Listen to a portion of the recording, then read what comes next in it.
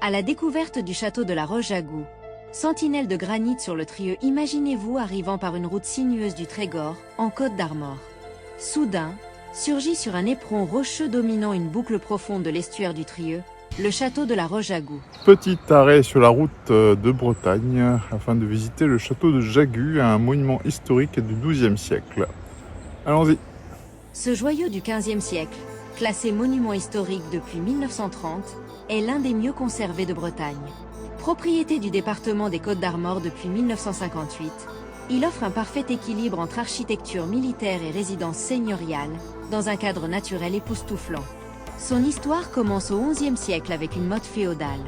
Détruite pendant la guerre de succession de Bretagne au XIVe siècle, elle est reconstruite à partir de 1405 par Catherine de Troguindy, avec l'autorisation du duc Jean V.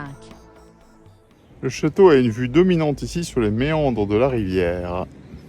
Ce manoir breton typique combine deux visages. Côté estuaire, une façade résidentielle élégante percée de nombreuses fenêtres à meneaux, laissant entrer la lumière. Côté terre, un profil austère et défensif avec ses tours et ses murs épais en granit rose. Il témoigne des dernières grandes maisons fortes bretonnes, à la fois forteresses et demeures confortables. En franchissant le seuil, vous plongez dans l'atmosphère médiévale.